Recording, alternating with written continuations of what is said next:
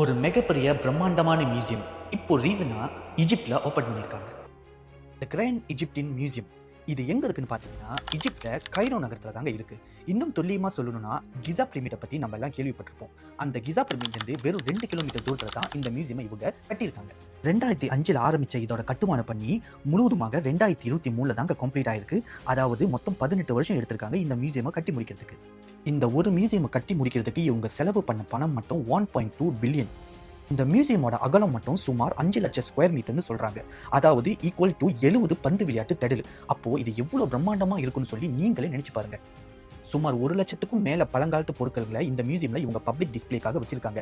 இதுல நம்ம ரொம்பவும் முக்கியமா சொல்லணும்னா ஈஜிப்ட் மன்னர்கள் வரிசையிலே மிகவும் முக்கியமான மன்னரான கிங் துத்காமனோட புதையல்களும் இந்த மியூசியம்ல தான் டிஸ்பிளேக்கு இருக்கு. அது மட்டும் இல்லாம அவரோட முகம் பதித்த தங்க கிரீடமும் தங்க முகமுடியும் இந்த மியூசியம் தான் இவங்க டிஸ்பிளேக்கு வச்சிருக்காங்க. இந்த ஒரு இமேஜை உங்களுக்கு பார்த்தாலே தெரியும் கிசா பிரமிட்டோட பேக்ரவுண்ட்ல எவ்வளவு அழகாக இந்த மியூசியமை இவங்க கட்டியிருக்காங்க. இந்த நியூஸை படிக்கும்போது நான் தெரிஞ்சுக்கிட்ட விஷயம் ஒண்ணுதாங்க. ஈஜிப்ட் அரசாங்கம் எப்படி அவங்களோட கலாச்சாரத்தையும் பண்பாடையும் அவங்களோட நாகரிகத்தையும் உலகத்துக்கு காட்டணும்னு நினைக்கிறாங்கன்றது எனக்கு இதுல நல்லாவே புரியுது. இதே போல நம்ம தமிழர்களோட அடையாளம் இன்னும் எவ்வளவோ மண்ணு கீழே புதைஞ்சுதாங்க இருக்கு. அதெல்லாம் என்னைக்கு வெளியே வருதோ அன்னைக்கு தான் நம்ம யாருன்றது உலகத்துக்கு தெரியும்.